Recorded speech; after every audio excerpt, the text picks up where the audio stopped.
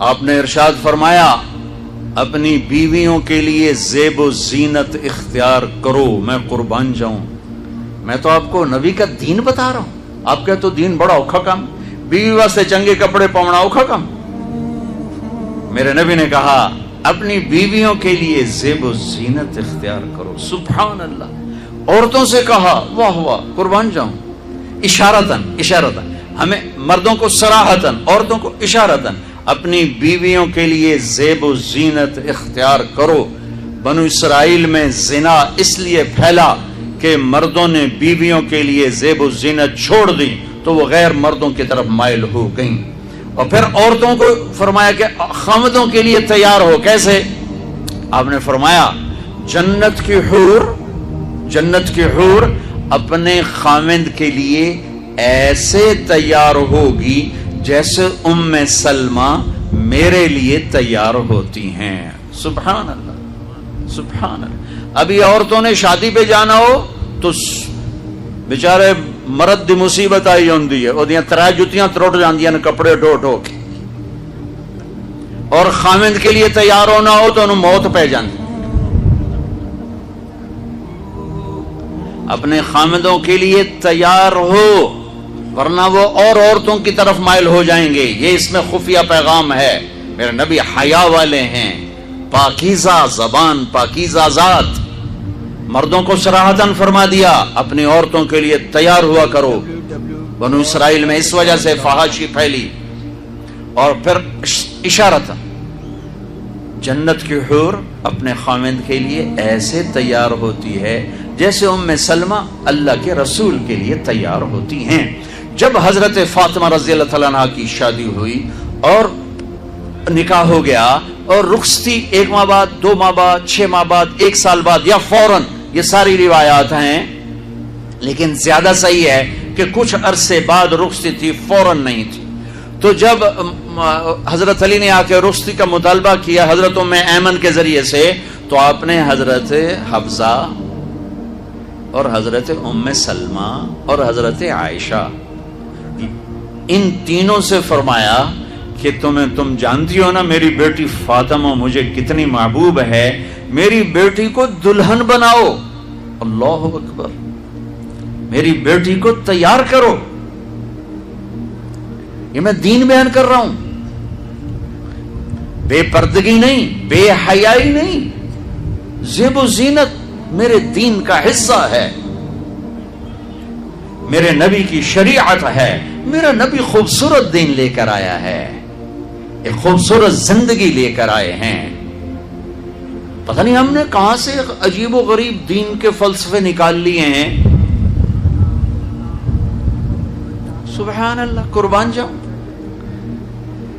آپ نے کہا جابر شادی کی؟ کہا جی کی۔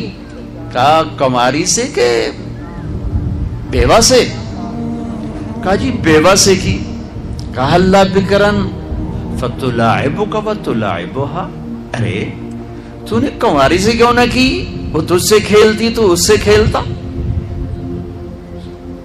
میں اپنا میرے نبی کا دین بیان کر رہا ہوں۔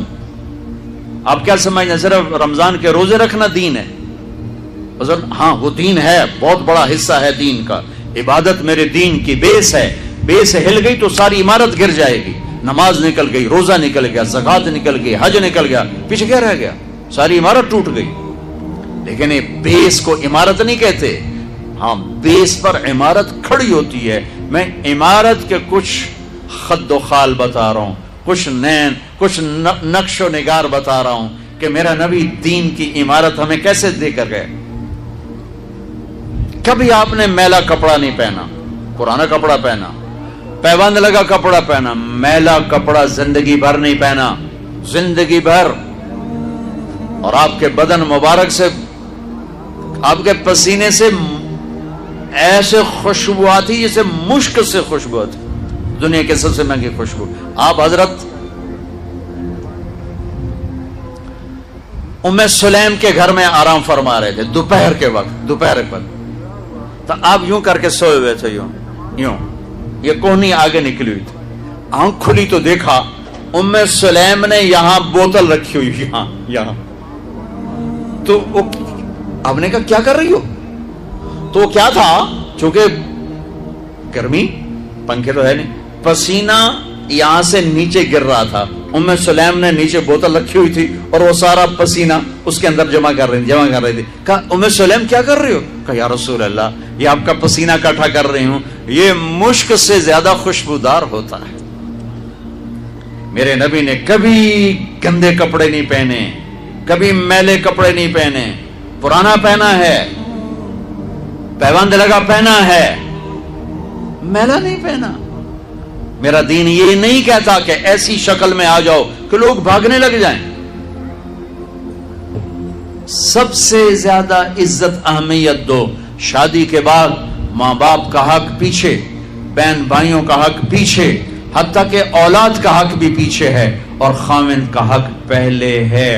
بہت سی عورتیں اپنی نادانی کی وجہ سے ماں باپ کے پیچھے لگ کر اپنے خاوند کو چھوڑ دیتی ہیں، خاوند کو ذلیل کر دیتی ہیں. اپنے بچے کے پیچھے لگ کے اپنے بچوں کی وجہ سے اپنے خاوند کو بے عزت کرتی ہیں. بہت سے باپ اپنے بچوں کی وجہ سے بیوی کو بے عزت کرتے ہیں، یا اپنے ماں باپ کی وجہ سے بیوی کو بے عزت کرتے ہیں. یہ سب بے اعتدالیاں میرے معاشرے میں ہیں. اللہ کا واسطہ دیتا ہوں، ایک دوسرے کو عزت دو، رشتوں کو عزت دو. ہر ایک کا اپنا مقام ہے، ہر ایک کو اپنے مقام پر رکھو.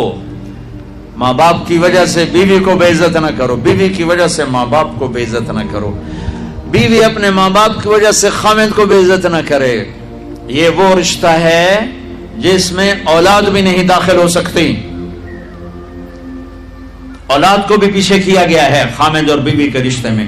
اور یہ وہ رشتہ ہے جس سے میرے اللہ نے اپنی نشانیوں میں سے ایک نشانی بتایا ہے. ایک نشانی، من آیاتہ ان خلقکم من تراب. میں ٹپس پڑھتا ہوں آیات کے، ساری آیت نے. میری بہت بڑی نشانی تو میں مٹی سے بنایا. واقعی نشانی ہے نا بھائی؟ ارے بولو. من آیاتہ خلق السماوات والارض. میں نے ایک آیت چھوڑ دی، بعد میں پڑھوں گا. میری بہت بڑی نشانی زمین آسمان کا بننا. واقعی بہت بڑی نشانی. من آیاتہ منامکم باللیل والنہار. میری بہت بڑی نشانی تمہارا سو جانا اٹھنا. واقعی بہت بڑی نشانی. من آیاتہ یریکم البرق خوفا وطمعا. میری بہت بڑی نشانی بادل، بجلی، گرج، بارش. واقعی. من آیاتہ ان تقوم السماء والارض بامرہ. میری بہت بڑی نشانی زمین آسمان کھڑے ہوئے ہیں. من آیاتہ ان یرسل الریاح مبشرات. میری بہت بڑی نشانی کہ گرم ہوائیں ایک دم ٹھنڈی ہو کر بادل لے کر آتی. اب میں وہ آیت پڑھتا ہوں جو میں نے چھوڑ دی تھی، اور جو شاید آپ نے اس اینگل سے کبھی سوچا نہ ہو کہ اللہ کس چیز کو اپنی نشانی کہہ رہا ہے اور کتنی بڑی بڑی نشانیوں میں اس کو لا رہا ہے. میری بہت بڑی نشانی مٹی سے بنایا، میری بہت بڑی نشانی زمین آسمان بنایا، میری بہت بڑی نشانی جاگنے سونے کا سلسلہ بنایا، میری بہت بڑی نشانی بارش، بجلی، گرج، چمک، میری بہت بڑی نشانی زمین آسمان کا تھمے رہنا، میری بہت بڑی نشانی ہواؤں کا بادل لانا. اب سنو، من آیاتی ان خلق لکم من انفسکم ازواجا لتسکنوا الیہا وجعل بینکم مودۃ ورحمہ ان فی ذلک لآیات لقوم یتفکرون. اللہ اکبر. صرف یہاں یتفکرون کا لفظ اللہ لے کر آئیں کہ غور کرو گے تو پتہ چلے گا نشانی کیا. میرا اللہ کہہ رہا ہے کہ میری بہت بڑی نشانی ہے کہ میں نے خاوند اور بیوی کا رشتہ بنایا. کبھی یہ اس طرف دھیان گیا ہے کہ یہ جو ہم خاوند بیوی بیٹھے ہیں یہ اللہ کی بہت بڑی نشانی؟ کبھی خیال ہے؟ اللہ اکبر. اللہ نے ماں باپ کا رشتہ بنایا، اسے نشانی نہیں کہا. اللہ تعالیٰ نے اولاد کا رشتہ بنایا، اسے نشانی نہیں کہا. اللہ نے دادے پوتے بھی جتلائے، اسے نشانی نہیں کہا. اللہ نے پھوپھی خالہ بھی بتائیں، دادیاں نانیاں بھی بتائیں، اسے اللہ تعالیٰ نے نشانی نہیں فرمایا. نشانی کسے فرمایا؟ خاوند اور بیوی، یہ میں نے رشتہ بنایا، یہ میری کتنی بڑی نشانی ہے. اس ایک رشتے کو باقی رکھنے کے لیے سینکڑوں آیات ہیں، سینکڑوں آیات. اور طلاق سے نفرت کا اظہار. میرے نبی نے کہا علی طلاق سے بچنا. جب طلاق دی جاتی اللہ کا عرش کانپ اٹھتا ہے. ناجائز طلاق، بے جا، ضرورت کی وجہ سے طلاق لی بھی جا سکتی ہے، دی بھی جا سکتی. یہ میں ایک اضافہ کروں گا. بہت سی بچیاں نہیں گزارا ہو رہا، خاوند بدتمیز ہے یا سسرال ظالم ہے، وہ کہتی ماں سے میرا گزارا نہیں ہو رہا، میری جان چھڑا دو. نہیں بیٹی، گزارا کرنا ہوگا، صبر کرنا ہوگا، گزارا کرنا ہوگا، یہیں رہنا ہوگا. یہ ماں باپ کا ظلم ہے، یہ ماں باپ کا اپنی اولاد پر ظلم ہے. ہمارا تو زمیندارہ ماحول ہے پنجاب کا. میں نے اپنے خاندان کے بتاتا ہوں، بچیوں پہ ظلم ہوتے دیکھے، پھر ان کی فریادیں بھی سنی، پھر ان کے ماں باپ کا ظلم دیکھا. اتنا ہی رہنا ہے، اتنا ہی گزارا کرنا ہے، بس اسا ایک باری تیرا کر دیتا ہے، ہوں اسا کوئی نہیں کرنا، پیچھا موڑ کے نہ پیا میں، جی میں کرنا ہی کر، ساڈا کوئی ذمہ نہیں. ماں باپ کہتے ہیں، ماں باپ کہتے ہیں. اور وہ ماہی بے آب مچھلی پانی کے بغیر تڑپتی ہے، اس طرح اس کا دن اور رات ہے. زندہ کی کھال کھچ رہی ہے، اس طرح اس کا دن اور رات ہے. اور ماں باپ کا جبر، گزارا کرنا ہے، گزارا کرنا. تینوں بعد کون تیرا رشتہ کتوں آئے گا، تیری شادی کتوں کریں گے. ابھی تو اس کو ذبح ہونے سے بچا لو.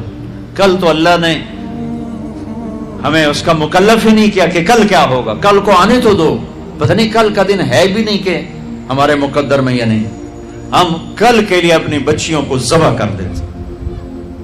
میں نے ان کو تڑپتے دیکھا. میں صرف اپنی فیملی کی بات اوروں کی فیملیوں کی بات جہاں جہاں تعلقات.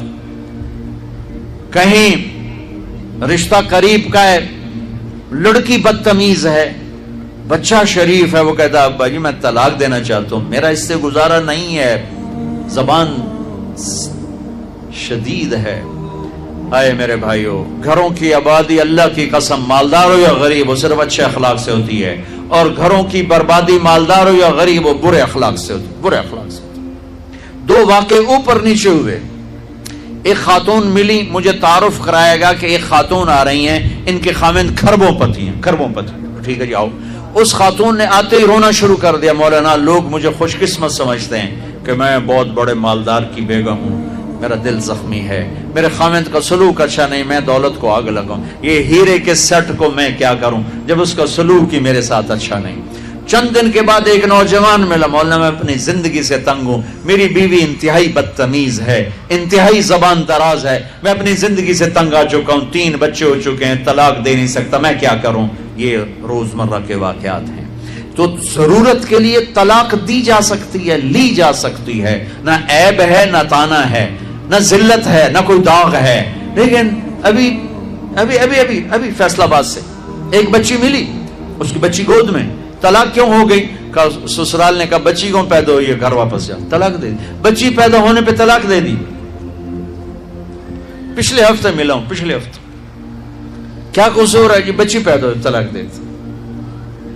اور یہ 3 دن پہلے اسلام آباد میں خاتون ملی کہ سسرال نے گھر سے نکال دیا، کیوں 3 بچیاں گھر سے نکال دی، 3 بچیاں پیدا ہونے پر گھر سے نکال دیا. یہ بھی اسی دیس کی کہانی ہے، یہ بھی اسی دیس کی دکھ بھری داستان ہے. ظلم صرف وہ نہیں جو بھتہ کی پرچیاں آ رہی ہیں اور جو دہشت گردی ہو رہی ہے، یہ گھر جیسے وہ بہت بڑا ظلم ہے، ایسے یہ بھی بہت بڑا ظلم ہے کہ کہیں بچیاں ذبح ہو رہی ہیں، کہیں بچے ذبح ہو رہے ہیں.